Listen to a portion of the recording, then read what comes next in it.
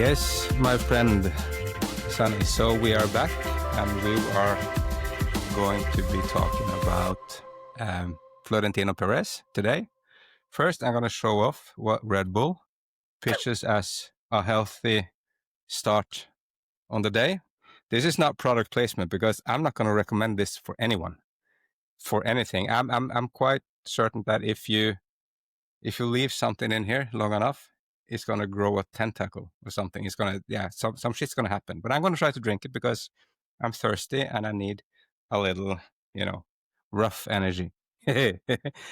Sunny, how are you? I'm great. Yourself?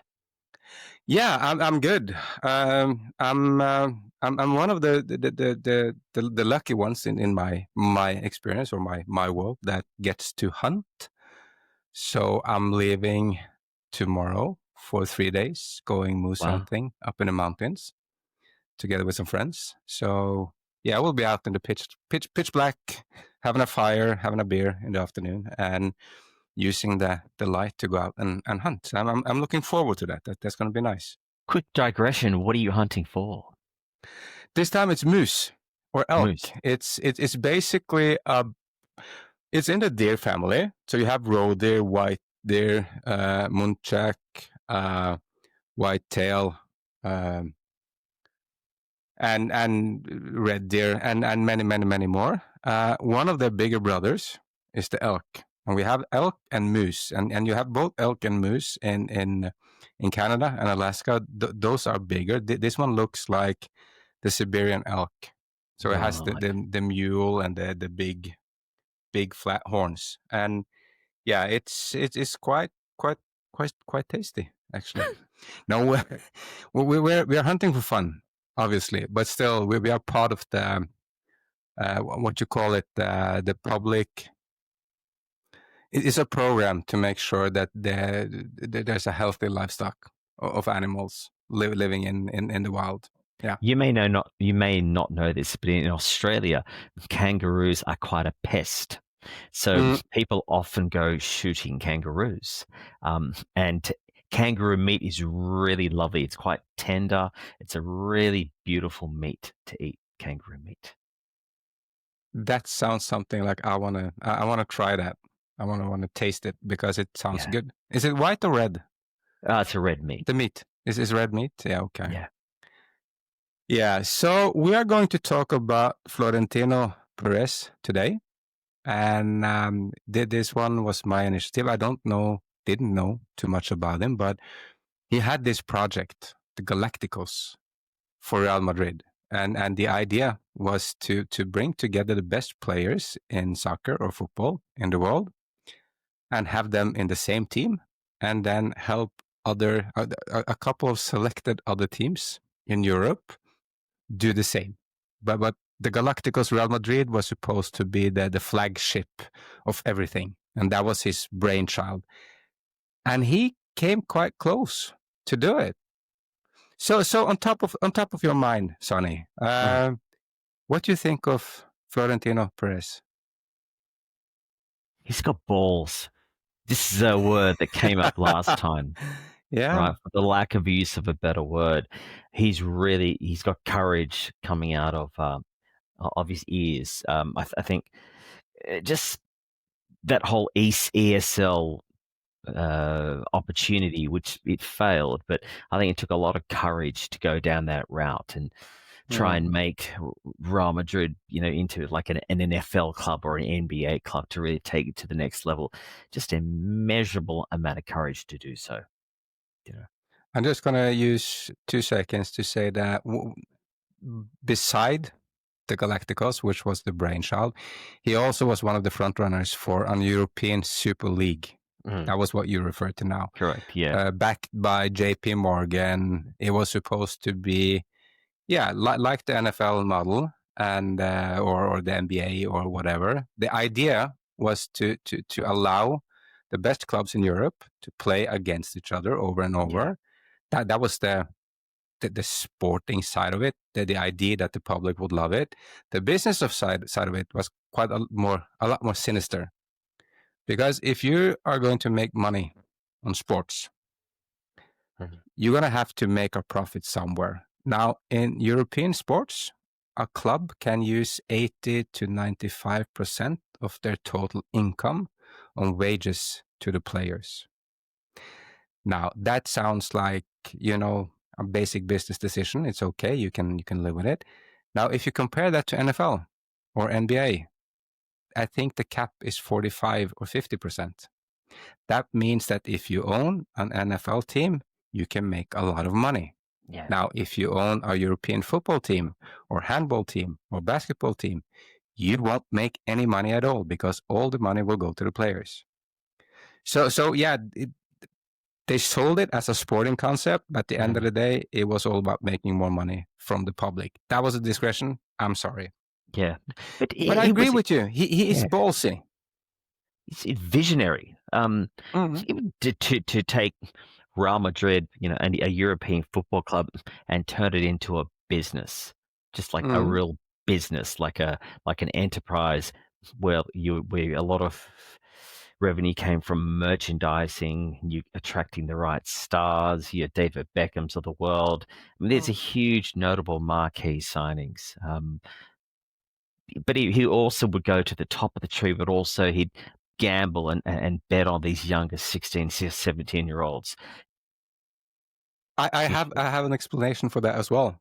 I'm quite into European football, obviously. The reason why Real Madrid went for the 16 and 17-year-olds was because Florentino Perez felt that the Galacticos was enough. When you have 11 of the best players in the world, that's enough. You don't need any more. So when you have Zidane and you have Roberto Carlos and you have Beckham and Ronaldo and they are all there, it's enough. Now, the consequence of that thinking was that there's no more money to buy any other players. At the same time, Barcelona, they found this little gem called Ronaldinho, and they had a lot of young players coming up, and they won everything. So they kind of tippled the Galacticos. I think the only thing they won was a Spanish Super Cup or something.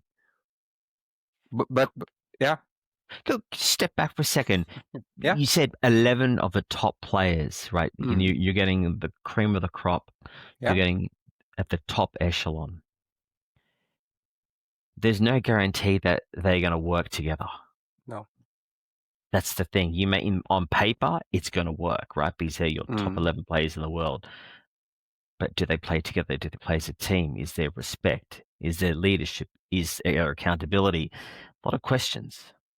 I think what we are seeing here is that when you bring together 11 people that are supposed to be literally better than everyone else, he's supposed to be the best goalkeeper, the best center back, the best left. Everyone was supposed to be best. That comes with an ego. They are used to be the center of attention and the go-to guy, and they are never the one to be blamed. Because if their team loses, it wasn't their fault, it was someone else's.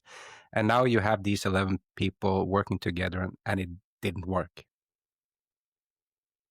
What kind of lesson can we take from that? I think you go in it with the right attitude or right approach that you want to get the best 11 players on the field every week. And in theory, that works. However, I guess in practice, in the real world, there are a lot of nuances and variables that come into play, which will totally debunk that myth that you will win if you've got the best 11 players. Like a lot of companies will say, we will do the best. We will win the most sales because we have the best sales teams. I think Yeah. that's just a crock of shit. I mean, the best sales teams. How do you know you've got the best sales team? You're just making these massive, wildly assumptions. Is the player going to be, on par on the weeks that it matters? Is their personal life going to impact their professional lives? I'm going to think yes. So there's a lot of these factors that exist beyond the pitch that have an impact upon their playing time. So I think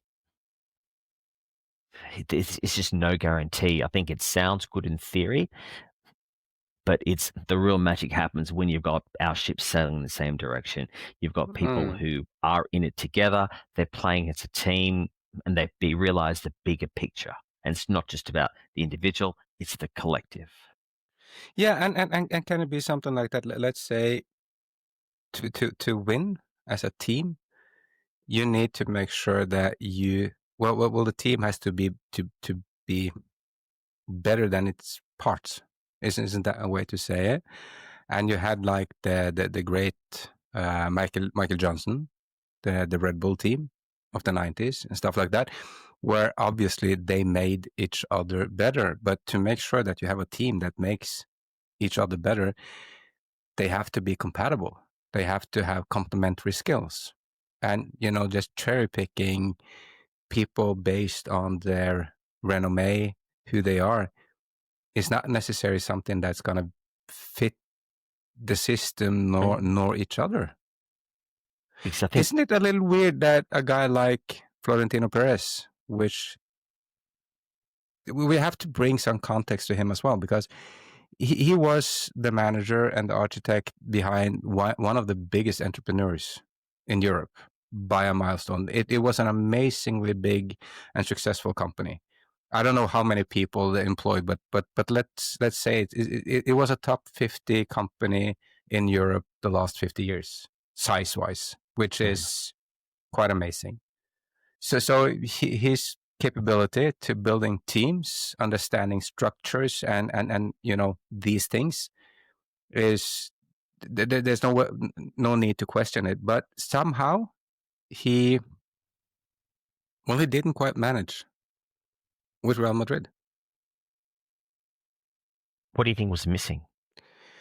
Well, it's kind of proof is in the pudding, isn't that an English term? First of all, they didn't really win anything. They assembled this team of massive profiles, and only to see that their arch rival, their nemesis, went on and out in Europe and won the Champions League, I think 3 years in a row or something. That is Barcelona, for those who didn't know, which was a team full of homegrown players. Xavi, Iniesta, Busquets, all these people, everyone, Piqué, all these people everyone have heard about, that there was young people, young guys from Barcelona. Obviously there was some Brazilians and there was some flair as well, but he went out, Florentino Perez, to build this massive Galacticos team, and was supposed to take on the world, and literally, excuse my French, had their ass handed to them by this team of local boys from there. And it wasn't just rivalry. It was the worst team ever to do it. Yeah. And the guy that was the architect behind everything, spending all this money and everything, was a guy that literally was capable of building one of the biggest companies within construction in Europe that we have seen. What happened? Because on paper, you'd think he'd go from construction through to running a football team with a lot of transferable skills, leadership, crisis management, conflict resolution, vision. And I think he did succeed in certain parts. For example, navigating COVID, I think he did quite a reasonable job of that. But I think where maybe he was let down was just the culture on the pitch, the culture in the change room, I think more so. It's the culture that sits behind what the public sees, and then that manifests itself out on the pitch. And that it could be disagreements amongst players. It could be just having a different makeup or a different concentration point of what's important. Values might be different. And then you brought up egos a while ago. Egos are a huge thing. And how do you manage those egos in this situation? It's a tough thing. Can it be something along the lines that it's sports are more competitive than regular business? the Japanese have this saying. It's not quite the same, but I'll get there. Yeah. Business is war and war is business. And I think the same thing could be said for sport. Sports is war, Yeah. war is sports. And I think with the amount of money that's involved, because you can have players who come from very, very humble beginnings. That could be basketball players, it could be football players in Europe, and they can, if they play their cards right, and I think there's a lot of luck that sits behind it too, a lot of hard work at the same time, right place, right time, it's just right destiny. They can end up becoming billionaires, which is unheard of in one generation. I think we spoke about Michael Jordan last time. Yeah. He was one such person that made that leap, despite his divorces, which have cost him a lot of money. You know, Yeah. but I think sport is business, and business is sport. No, but it makes sense. Okay, so let's bring this back to Florentino Perez. He is a guy that's been prominent in both Spanish and European politics. He went in and became a household name in sports. How many club managers do you know of except Florentino Perez? I mean, like, executive management team, not the manager of the team, but the executive. That's fucking unheard of. That's not something that happens. So obviously he must have, I don't know if you call it great pull, or he must at least be an insanely charismatic leader.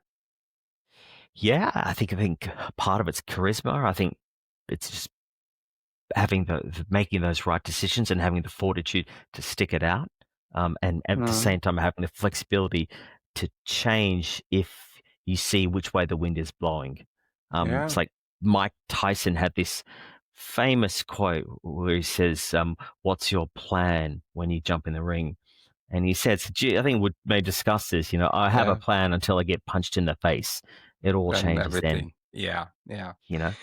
But no, but it makes sense, because the way I see this man when I read about him and try to, one thing is obviously, I don't know how to bring talent into it, because he's engineer by trade, but he had a vision for European football, and European football engages, let's say, not everyone, but every household. There's at least one person in almost every household throughout the world that's engaged. It's the world game. Somehow. It is the world game.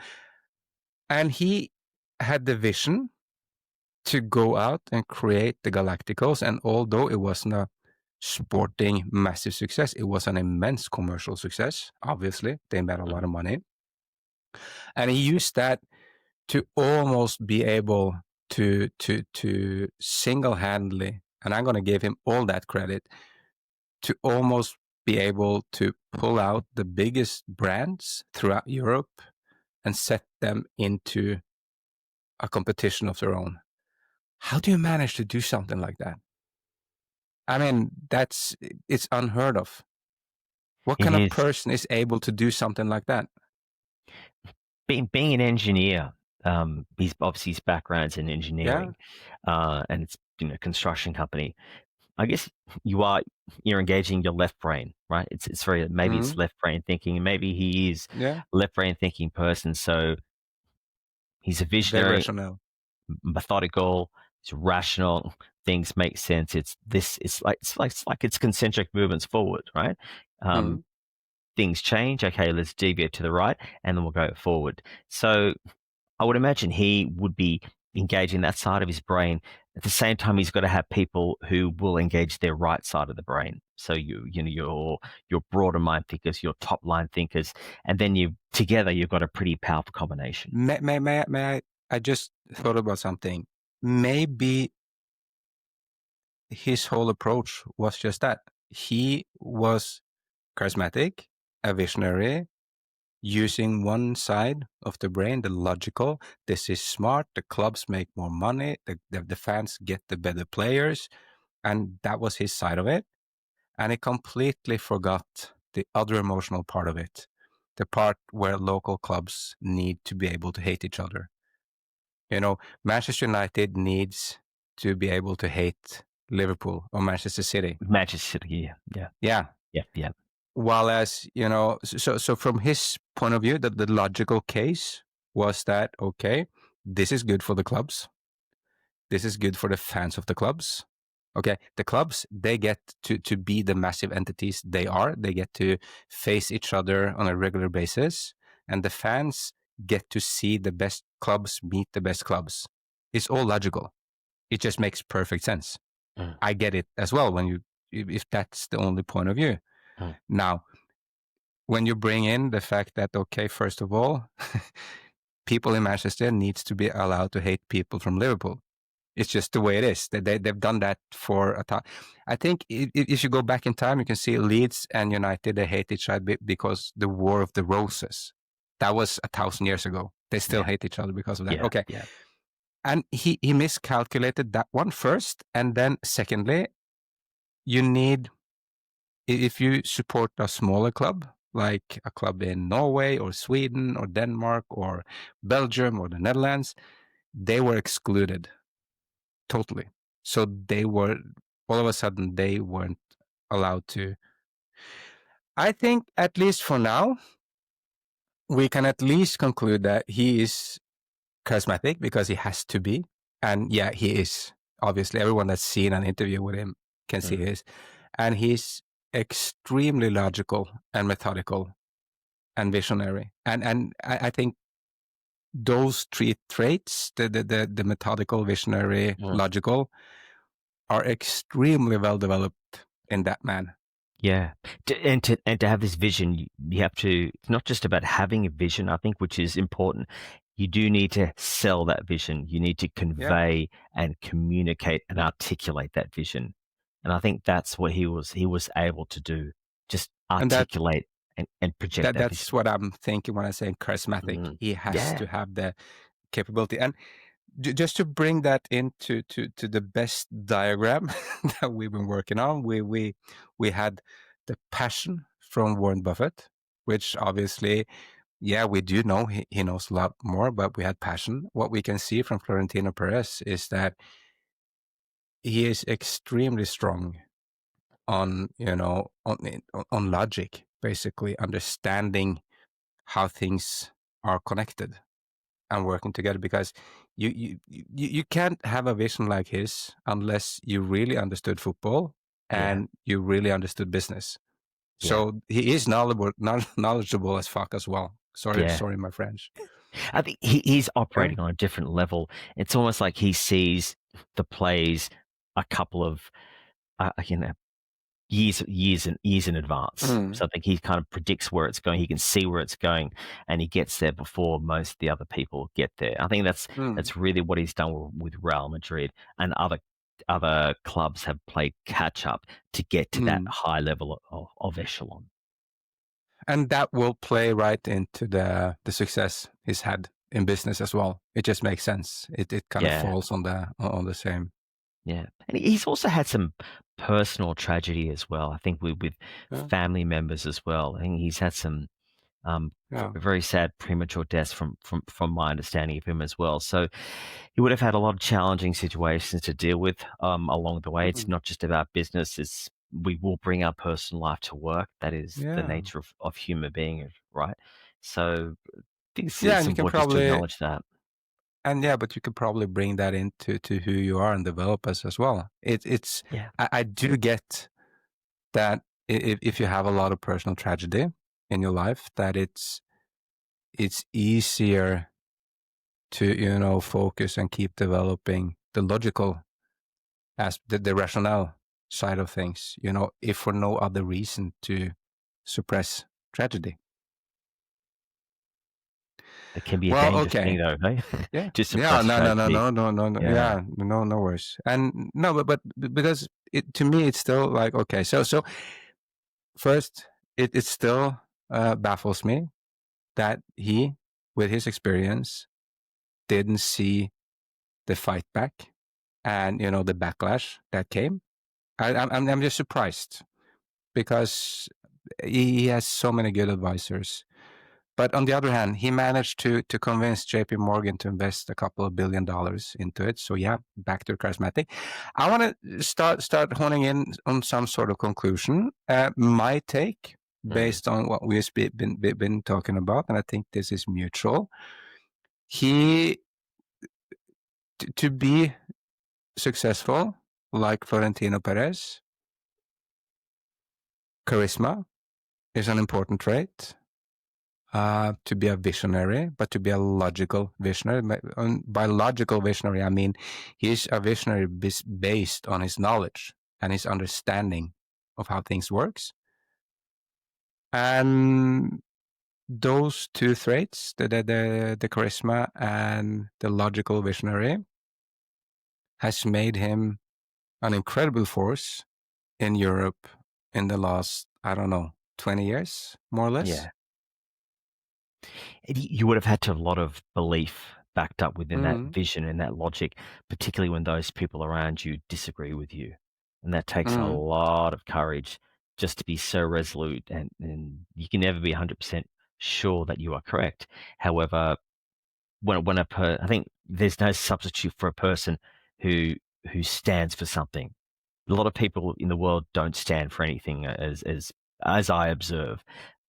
But this person stood for something, and they got to respect the hell out of that.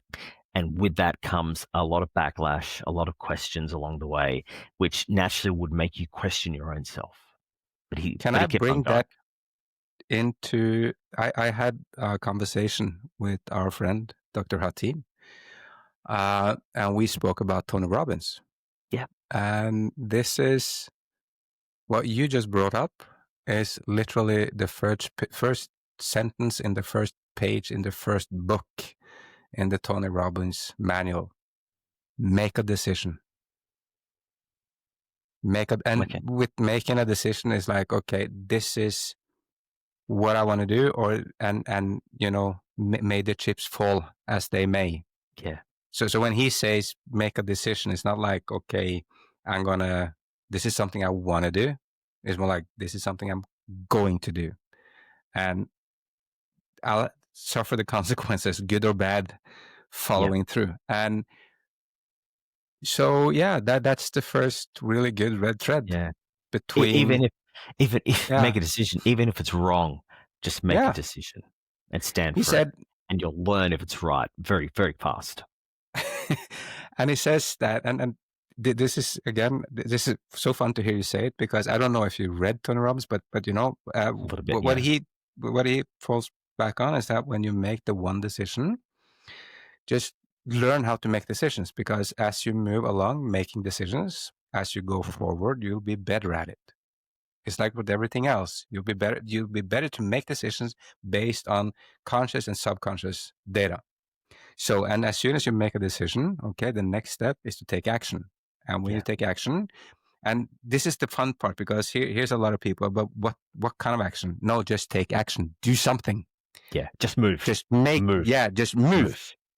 Don't be standing in the door. Open, close, I don't care. Just walk, move. Yeah. And when you've started to walk, you'll soon enough see if it's the right path. And but when you're walking, changing path is not that difficult. The difficult part is start fucking walking. Okay, that was a digression. I just had to bring it in because we see now how everything ties together. It does. It's nice. This is you can see how this. Yeah. Okay. I think this is good. Is there anything you want to add? We are breaking the half an hour mark now. Add one final thing, just and again, I'm going to digress, just because you brought up Tony Robbins. Yeah. This whole thing about just move, because I think he's got a famous quote, Tony Robbins, and I think it's fantastic. If you're in your head, you're dead. The rationale being, if you're thinking too much about what to do, it just leads to indecision, and you just don't end up doing anything at all. So it's almost like you got to kind of think, make a decision, and then move, and just move your body, take action then and there. Don't stop and wait till tomorrow morning, but just do something to give you a little bit of momentum moving forward. So, and I think I know. I think I sometimes tend to live in my head a little bit, and that's something I'm coaching myself out of not doing and saying, you thought about it, you come up with the decision, now we move forward. Okay, we've done the planning, now let's take action. But we're a work in progress, right? We're all a work in progress. I fucking love that. I love that. We're gonna. I think we're gonna leave on that note. The one that if there's anything you need to do, make a decision, take action. It kind of ties up with all the people. I'm already now, I'm 100% certain that this will be a red thread throughout. Yeah. Thank you so much, Sunny. This was fucking amazing. You don't hang up. Let's use 2 minutes afterwards. But I'm just going to close this is the end of the recording. See you soon, guys. See you then.